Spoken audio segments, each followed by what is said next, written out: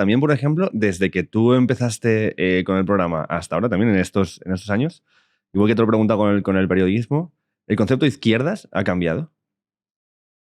Sí, yo creo que, claro, la palabra izquierda además ha estado tan teñida de ideologías que tienen ya más de un siglo. Ajá. Y que han tenido en algunos casos una aplicación nefasta. Uh-huh. De hecho, se le insulta a la izquierda con la palabra comunista, ¿no? Ahora se le llama comunista todo el que sea medianamente progresista, ¿no? Es el facha, pero del otro lado. Efectivamente, ¿no?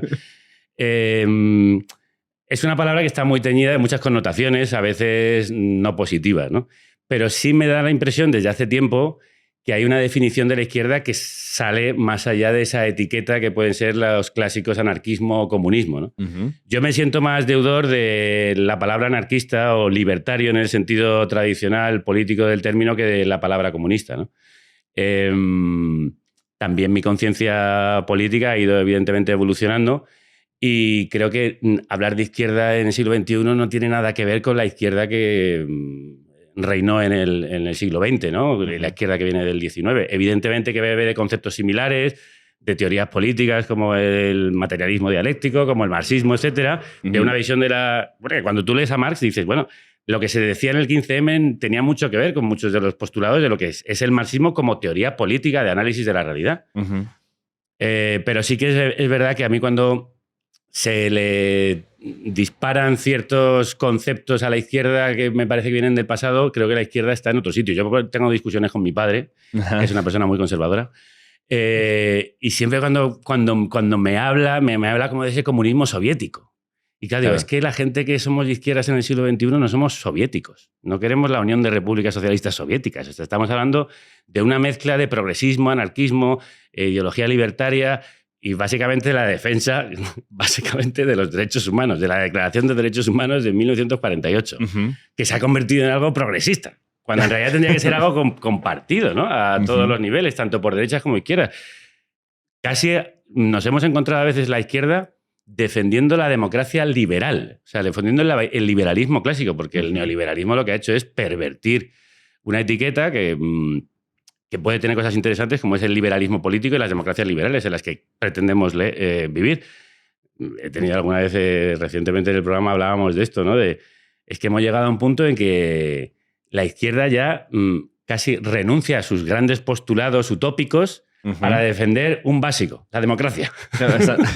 Vayamos a ver si salvamos la democracia y luego ya vamos con las utopías, ¿no? Claro, tiramos un poco para atrás.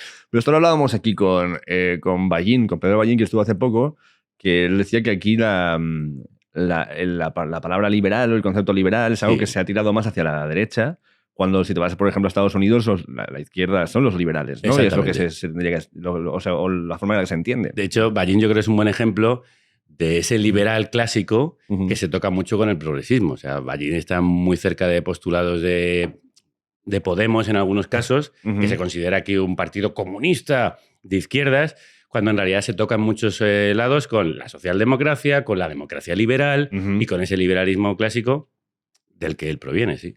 Entonces, aquí, ¿tú estarías de acuerdo con lo que plantean, que no hay una representación política del liberal clásico? En España nunca. Yo creo, de hecho, que la gran tragedia en España es que el liberalismo no ha existido y nace, de hecho, de la mano de los monárquicos. O sea, los liberales son monárquicos en España. ¿Cómo es esto? Bueno, de hecho, en la Constitución de 1812... que se considera, bueno, la gran constitución liberal española, uh-huh. son los monárquicos los que la apoyan. Es decir, nunca se acaba de desligar el liberalismo de la monarquía. Evidentemente no defiende una monarquía absolutista, que defienden los monárquicos tradicionales, uh-huh. pero no se acaba de desligar de una institución que no deja de ser la representación del viejo orden, del antiguo régimen. Entonces, esa creo que es la gran tragedia de España, que no existen los liberalismos ni los liberales al modo británico, uh-huh. ni siquiera al modo francés. Entonces, siempre ha estado ligado a una cierta idea de conservación. Por eso no es un liberalismo progresista. Uh-huh. De hecho, aquí los que se adjudican la etiqueta de liberales, desde Esperanza Aguirre hasta Isabel Díaz Ayuso, están muy lejos de lo que es un liberalismo avanzado, ¿no? Es que no hemos tenido liberalismo en España, desgraciadamente. De hecho, cuando había el turnismo entre liberales y conservadores, no había una gran diferencia. Eran caciques todos ellos. Era un cambio de cromos, el amiguismo y el enchufismo que son tan... Bueno, yo creo que tan tristemente consuetudinarios en España, se han mantenido tanto por los conservadores como por los no tan conservadores que se llamaban liberales. Esto, Gerald Brennan habla de que la gran tragedia de España también es precisamente que nunca se abandona ese caciquismo del antiguo régimen, sea cual sea la ideología que está. Entonces yo creo que sí, que todavía no hemos llegado al liberalismo en España. Quizá cuando lleguemos, entonces, claro, yo siempre hablo de que aquí falta una derecha civilizada. Y perdón por las personas que se sienten de derechas, pero... Me refiero, ¿en qué sentido? En el sentido de que muchas veces ha estado unida la derecha en España a sistemas muy autoritarios o totalitarios. Los que han impuesto finalmente, cuando las cosas se desmadraban, volver a la ley y el orden y volver a sistemas de dictadura. O sea, desde Primo de Rivera hasta el franquismo, pasando por sistemas monárquicos muy absolutistas. Aquí en España al final se pidió el regreso de un monarca absoluto después de que hubieran pasado los franceses. O sea, la guerra de la independencia nos independiza de unos colonizadores, o sea, de un país extranjero que invade, pero acaba cayendo en la monarquía absoluta. Acaba restaurando una monarquía absoluta. Es que esto es muy llamativo. Y hemos tenido trienio liberal.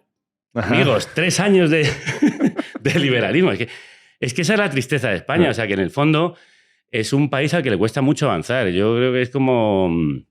la yenca, ¿no? O sea, un pasito para adelante, 3 para atrás. O no me acuerdo si era así el baile de la yenca, pero en fin, que no terminamos de avanzar porque no terminamos de asumir algunas de las ideologías que en Europa ya tienen más de siglo y medio y han estado perfectamente asentadas. Aquí la derecha siempre ha estado ligada al conservadurismo más romano, católico, apostólico.